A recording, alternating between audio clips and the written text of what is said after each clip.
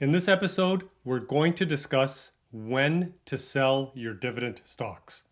I'm Kanwal Sarai, and welcome to the Simply Investing Dividend Podcast. In this episode, we're going to cover the following three topics. First, we're going to talk about what type of stocks to sell. Which ones are we going to look at? Next, we'll look at 4 reasons to sell your dividend stocks. And then after that, we'll look at some guidelines for selling your dividend stocks. Let's get started with our topic number 1. So what type of stocks are we going to be discussing in today's episode? Well, I'll tell you which ones we're not going to talk about. And so what's not covered in this episode is day trading of any stocks. So we're not going to get into A, day trading, and B, we're not going to get into when to sell those kind of stocks. We're not going to talk about non-dividend paying stocks. We're also not going to talk about growth stocks or startup stocks. For example, if you bought a stock because somebody told you the stock was going to triple in price in the next 60 days and you bought it, or anything like Bitcoin or any of these other startup, even IPOs or growth stocks, we're not going to cover any of those in today's episode. So if you bought those stocks and you own them, and you're trying to figure out when is a good time to sell those types of stocks, well, unfortunately, we're not going to cover those in today's episode. So what we are going to cover is based around, at the beginning, our approach to investing. So this is important. I just want to spend a minute on this topic. What is our approach to investing? And then we're going to get right into which kind of stocks we're going to talk about, whether you should hold on to them or if you should sell them. So our approach to investing is to help you build a resilient portfolio that generates growing dividend income each year for you. And so the key words here are resilient and growing passive income. So what do we mean by resilient? So what we talk about when we say resilient is that the portfolio should not be drastically affected by stock prices go up and down all the time. We have stock market crashes. We have stock market corrections. So when any of those things happen, we want to make sure that the portfolio is still generating passive income for you, which is in the form of dividends, and growing passive income each year, regardless of what happens in the stock market. So how do we do that? Well, that is our long-term approach to investing. Right? Like I said in the beginning, we're not day traders. We are investing for the long term. So that's 5, 10, 15, 20, 30, 40 years or even longer. And so that is a slow and steady approach to grow your portfolio, minimize your risk, and make sure that your passive income is growing every single year. So then how do you build a resilient portfolio that generates growing income for you each year? So you do that by investing in quality dividend stocks when they are priced low, when they're undervalued. So not just any dividend stock, but it has to be a quality stock. And not just at any price, it has to be priced low. Like I said before, stock prices go up and down all the time. So a stock is either going to be undervalued, meaning priced low, or priced high, which means overvalued. So how do you know when you're looking at any stock anywhere in the world if it's priced low and if it's a quality stock? Well, for that, I've created what I call the 12 rules of simply investing.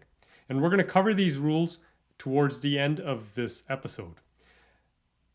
But what I'm trying to get at here is in today's episode, when we talk about when to sell a stock or when to hold on to it, I'm going to assume that you've gone through the 12 rules and you've built a quality dividend stock portfolio.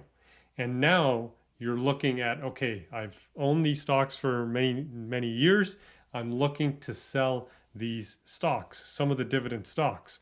So that's what we're going to talk about today, right? How do you decide, and should you decide to sell or not to sell those types of dividend stocks in a long-term dividend portfolio? So that brings us to our next topic in this episode. So what are the 4 major reasons to sell your stocks? So let's take a look at those right now. So reason number one is, do you need the money right now? And this is important because you are investing your hard-earned money so that eventually, sometime in the future, you can use that money for vacation, for a new car, for clothing, for travel, for education, for donating to charities, any number of reasons, right? They're going to be personal reasons to you, and there's many, many, many reasons that you may want to finally take out some money from your portfolio so that you can enjoy life and spend that money for yourself. So that's number one. Do you need the money?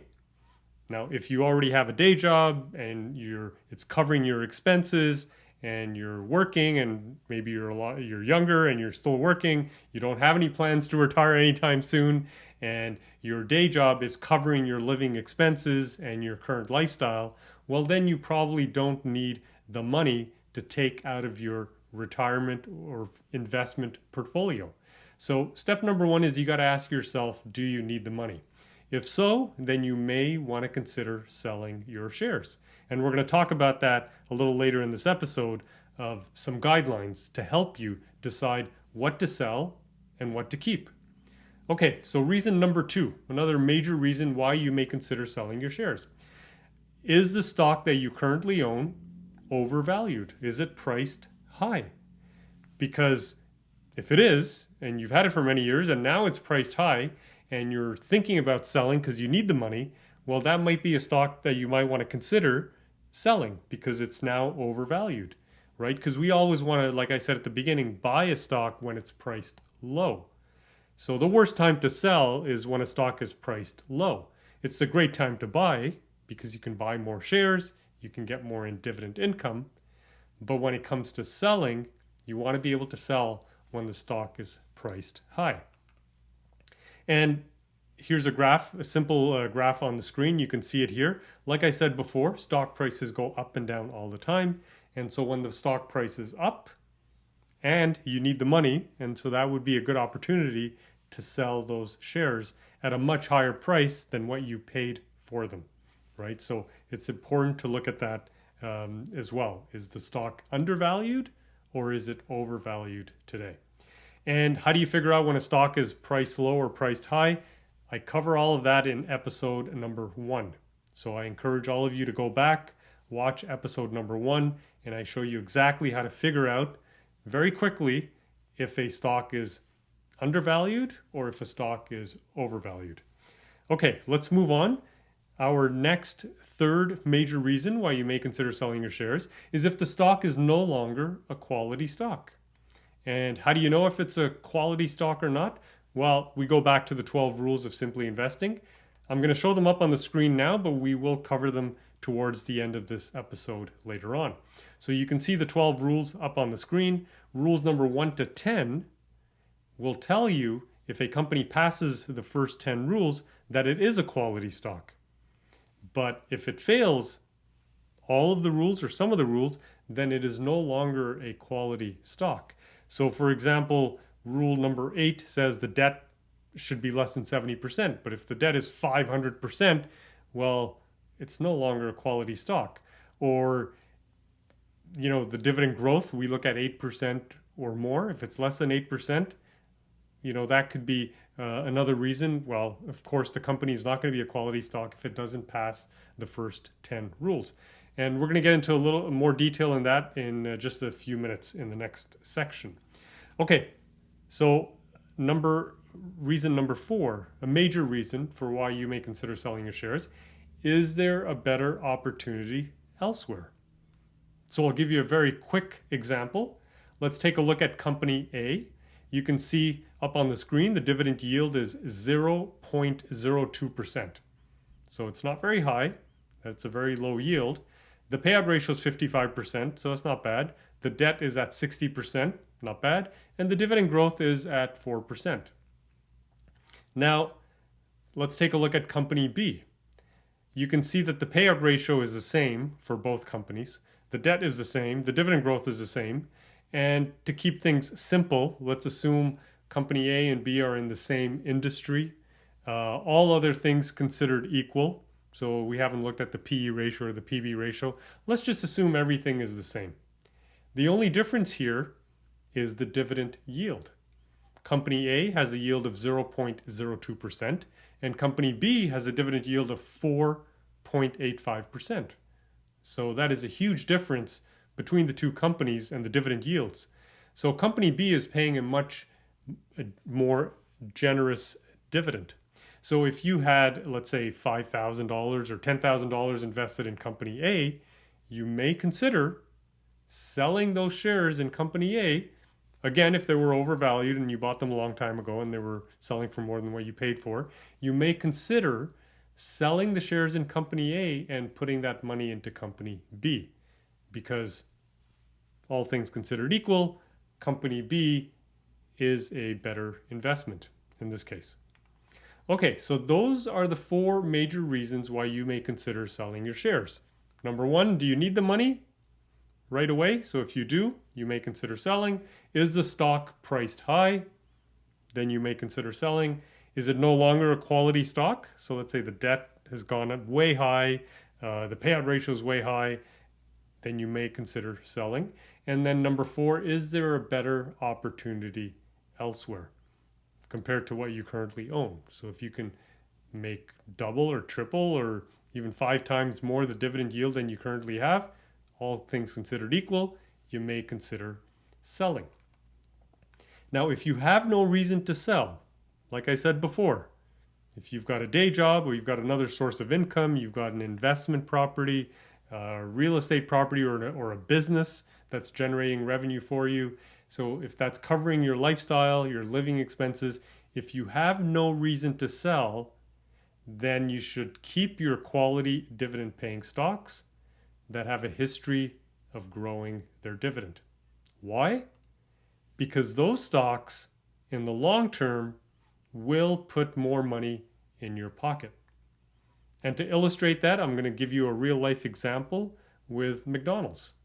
This is a very large company. Everybody recognizes the company, and it is also a dividend paying company.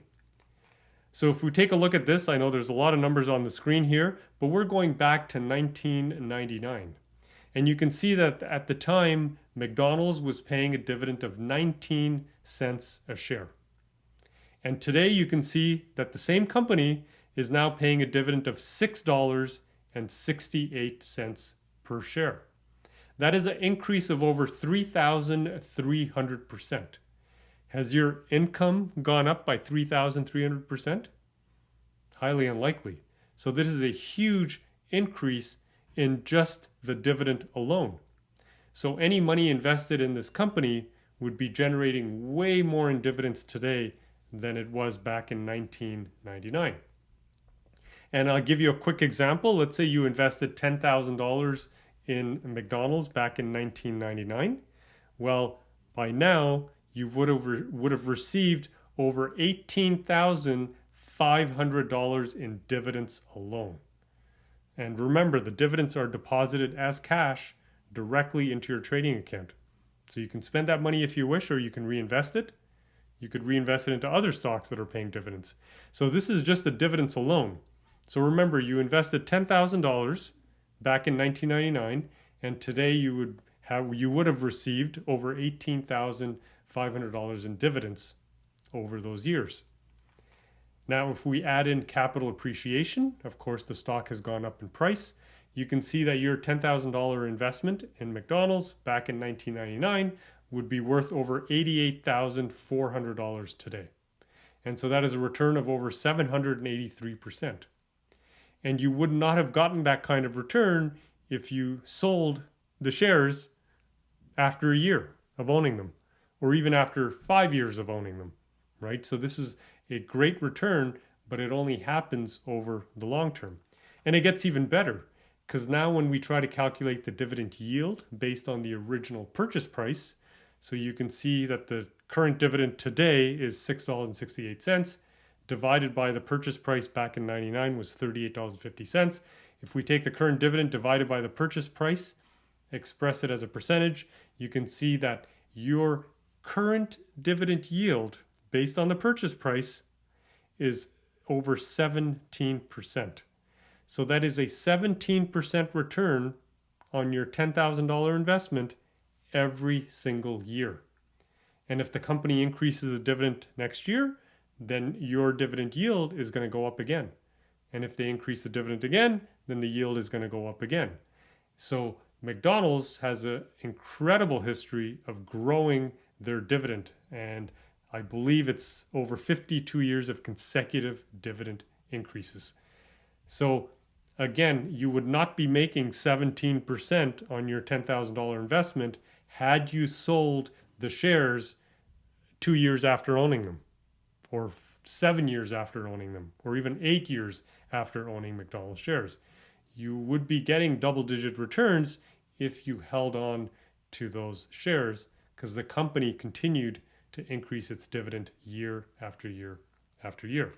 So just to recap again in this topic here, if you have no other reason to sell, then it's best to keep your quality dividend paying stocks that have a history of growing dividends, because those stocks in the long term will put more money in your pocket. Now, what if you still have decided to sell some of your stocks? Because remember, the number one reason was if you still need the money. So if you need the money and you want to sell some of your stocks, which ones should you sell first? And which ones should you hold on to? So we're going to cover that in our last topic in this episode, which is we're going to look at some guidelines for selling your shares. And here they are. There's 10 of them, which is basically the first 10 rules from the 12 rules of simply investing.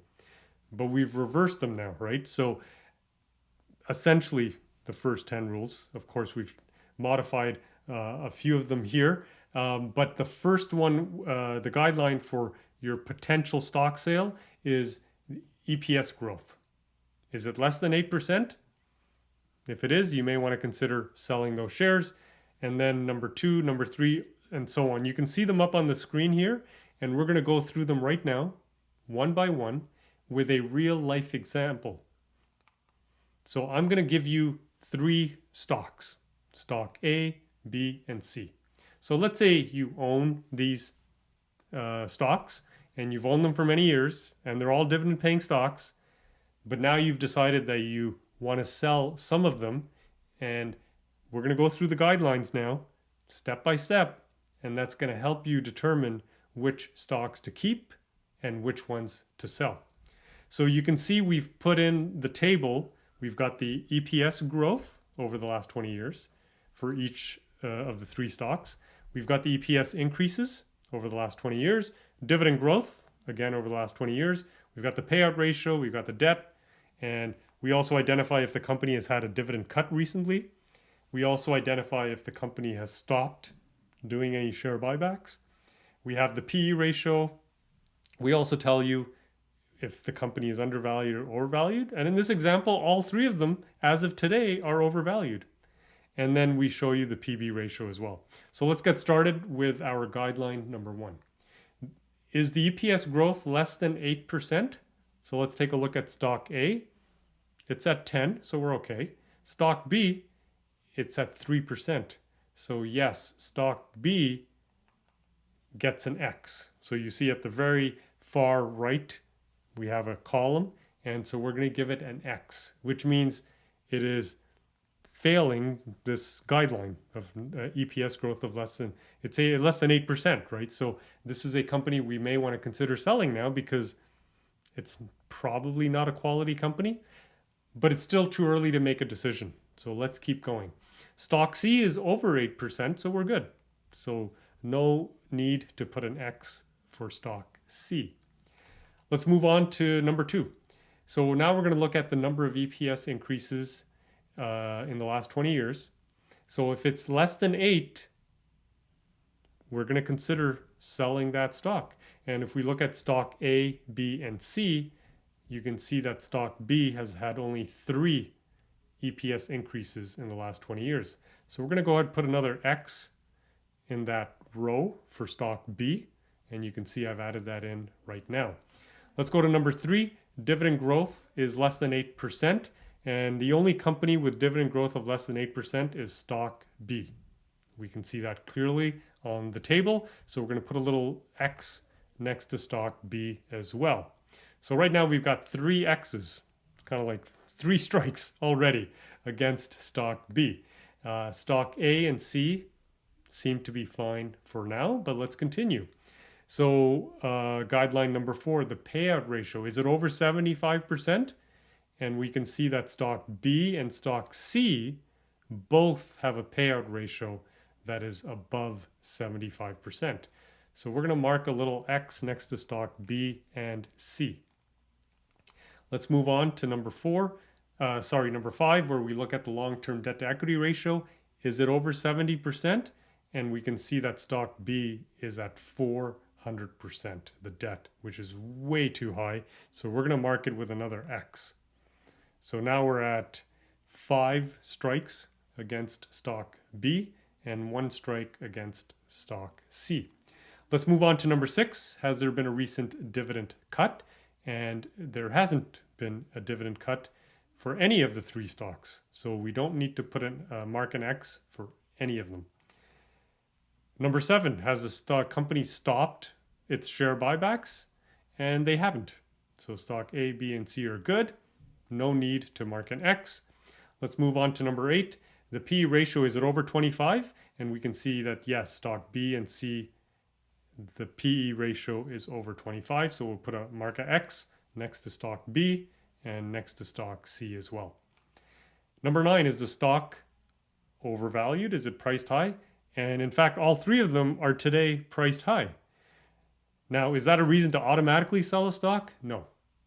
The example I showed you before with McDonald's, since 1999, the stock has been overvalued at one point, it's been undervalued, then it's been overvalued and then undervalued.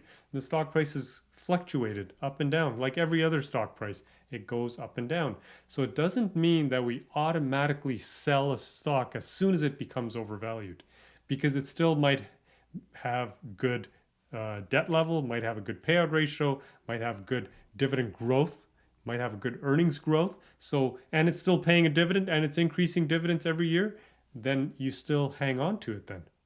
So don't automatically sell as soon as a company becomes overvalued. So in this example, I've purposely, said that all 3 companies are overvalued. So what we're going to do now is we're going to mark an X next to stock A, B, and C. Okay? But we keep moving on because we're not done yet. We have one more. We have 10 guidelines to figure out if you should sell a stock. So we've got one more. Let's go to number 10. Is the PB ratio greater than 3? And we can see that stock B and C have a higher PB ratio. So we're going to mark an X next to stock B and C. Okay, so now you can see we're done with the 10 guidelines. We've gone through each one and we've applied those guidelines to the 3 stocks. So if this was your portfolio and you had these 3 stocks and you're trying to figure out which ones to sell, you can clearly see that stock B gets 8 strikes against it out of 10. Stock C gets 4 strikes and stock A gets 1 strike. So stock B is the ideal candidate to sell. Okay, so that's general guideline. Now it's also going to depend on how much you paid for it, what the stock is worth today. Ideally, you bought it when it was undervalued. Now it's overvalued. So you can still sell the stock at a profit and you've collected dividends over the years. So stock B is a good candidate to sell. If you end up selling it, then the next one to look at would be stock C. That would be another candidate. And then stock A would be the one you would keep for now, because there really is no other strong reason to sell it. So that's how we do it. We cover this in more detail, a little bit more in depth in the Simply Investing course in lesson 21 and 22. But here you've gotten a great introduction on what are some of the guidelines for selling your stocks. Now, we talked about this in the beginning. Our approach to investing is to invest in quality dividend-paying stocks when they are priced low. So how do you know when you're looking at a stock if it's a quality stock, and how do you know if it's priced low? Well, for that, I've created what I call the 12 rules of simply investing. You can see the 12 rules up on the screen here. This becomes your checklist. You want to make sure a company passes all of the 12 rules. If it fails even one rule, we skip it, we move on to something else. So rule number 1, do you understand how a company is making money? If not, skip it, move on to something else. Rule number 2, 20 years from now, will people still need its product and services? Rule number 3, does the company have a low cost competitive advantage? Rule number 4, is it recession proof? Rule number 5, is it profitable? Rule number 6, does it grow its dividend? Rule number 7, can it afford to pay the dividend? And rule number 8, is the debt less than 70%? Rule number 9, we want to avoid any company with a recent dividend cut. Rule number 10, does it buy back its own shares? Rule number 11, is the stock priced low? So we check for 3 things: the PE ratio, the PB ratio, and then we take a look at the current yield and we can compare it to the stock's 20-year average dividend yield. And then we figure out if a company is undervalued or not. And rule number 12, keep your emotions out of investing. So if anybody that is interested, I've created the Simply Investing course. It's an online self-paced course. It covers all of the 12 rules, of course, and it covers the 10 modules you see up on the screen here. Module 1, we cover the investing basics. Module 2, we cover the 12 rules of simply investing in detail. Module 3, you learn how to apply the 12 rules to any stock anywhere in the world. Module 4, you learn how to use the Simply Investing platform. Module 5, placing your first stock order step by step, especially if you've never done that before. Module 6, building and tracking your portfolio. Module 7, when to sell. That was the topic of today's episode, but like I said, we covered it in more detail in Module 7. Module 8, how to reduce your fees and risk, especially when it comes to mutual funds, index funds, and ETFs. Module 9, your action plan for getting started right away. And Module 10, I answer your most frequently asked questions. And we also have the Simply Investing platform that tracks over 6,000 stocks every day in Canada and the US, and it applies the rules to each of those stocks every single day. So you can quickly see which stocks to avoid and which ones to consider for investing. So if you're interested, we have a coupon code here, SAVE10, SAVE10, and it's going to save you 10% off of our course and the platform as well. If you enjoyed today's episode, be sure to hit the subscribe button. We have a new episode out every week. Hit the like button as well. And for more information, take a look at our website, simplyinvesting.com. Thanks for watching.